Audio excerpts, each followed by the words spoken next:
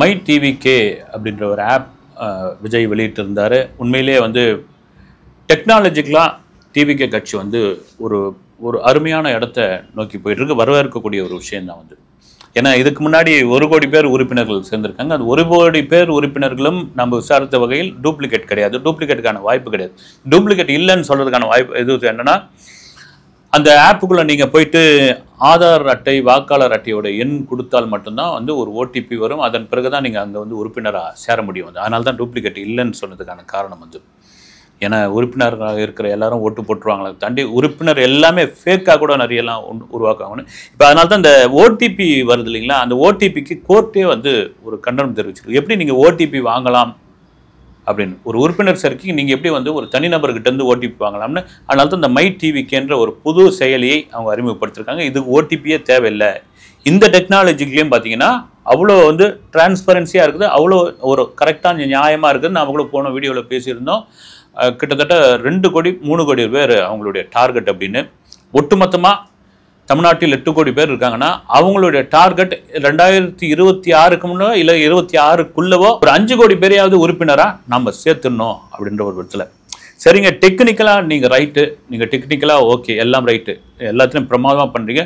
கல அரசியல் ரொம்ப ரொம்ப முக்கியமாச்சு விஜய் அப்படின்ற ஒரு கேள்வி நிச்சயமாக வந்து நீங்கள் வந்து. ஏன்னா பிஜேபி கூட இந்த டெக்னிக்கலான விஷயத்தை, அதுவும் குறிப்பாக சோஷியல் மீடியா சேனல்கள், யூடியூப் சேனல்கள், சோஷியல் மீடியாவில் வச்சு தான் பிஜேபி வந்தது வந்து. அதை சரியாக பயன்படுத்திக்கிட்டாங்க. ஏன் திமுகவே கடந்த எலெக்ஷனை வந்து ஒரு டெக்னாலஜி வச்சு தான். பிரசாந்த் கிஷோர் தான் அதுக்கு ஒரு பேக்போனாக இருந்தார். பிஜேபிக்கு அப்படி தான் இருந்தார் அவர்.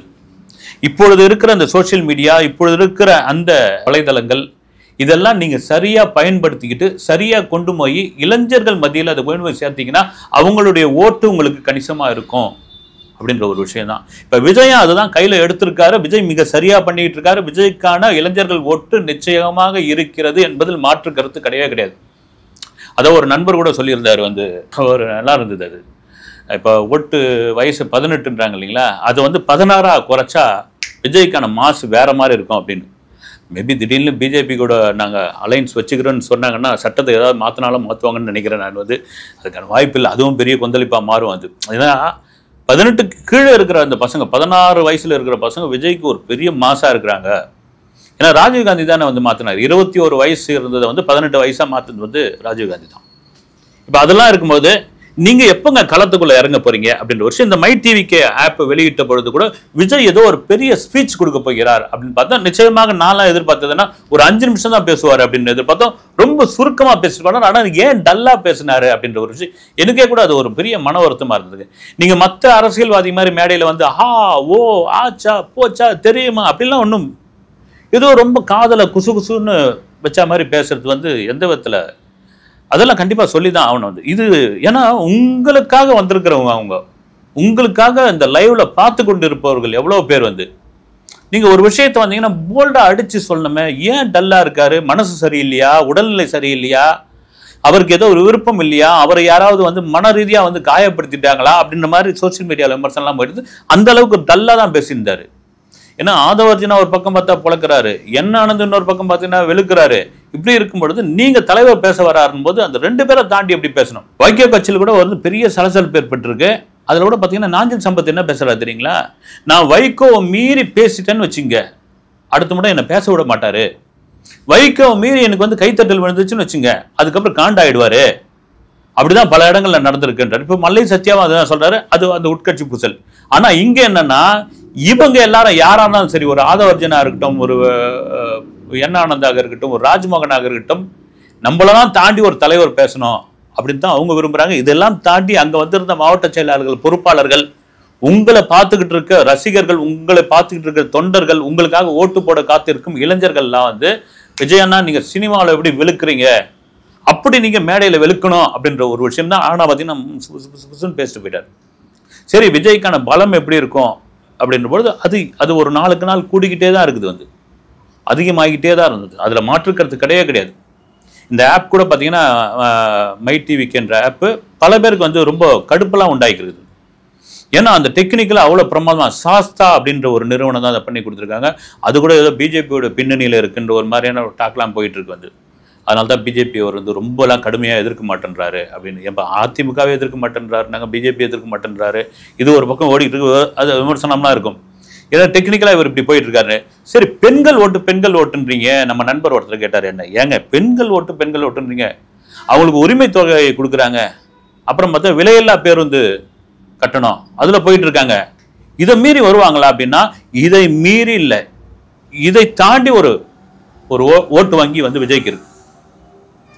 ஒரு பக்கம் வந்து உரிமை தொகை, அந்த உரிமை தொகை கூட எடப்பாடி வந்து அதிகமாக ஏற்றி தரேன்னு சொல்லியிருக்காரு, பேசியிருக்காரு. நாங்கள் ஆட்சிக்கு வந்தால் 2500 ரூபாயிலிருந்து 3000 வரைக்கும் குடிக்கிறோம்னு.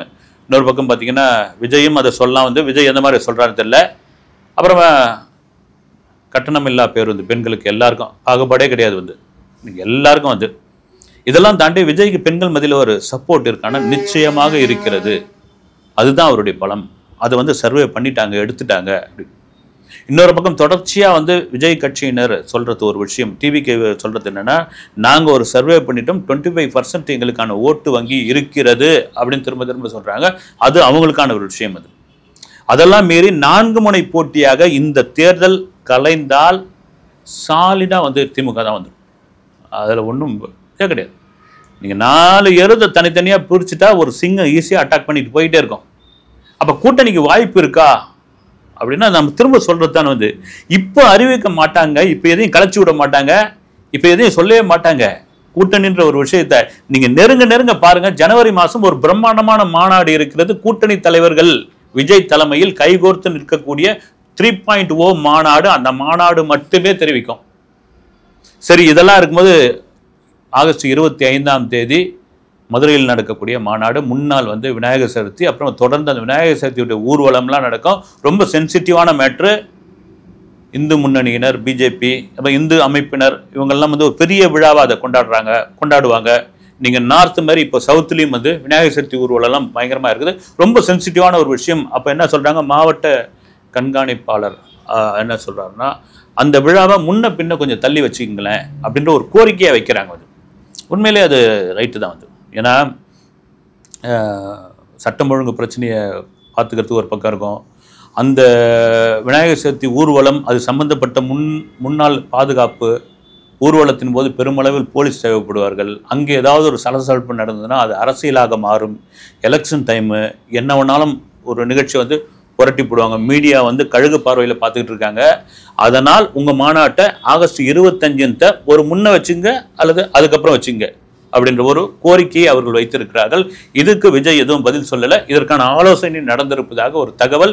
இல்லை 25 நடத்தி தீர்வோம், நீங்கள் என்ன போலீஸ் ப்ரொடக்ஷன் கொடுக்குறீங்களோ கொடுங்க அப்படின்ற ஒரு விஷயத்துக்கு வராங்களா, அதை ஏற்றுக்கொள்வார்களா என்று தெரியவில்லை.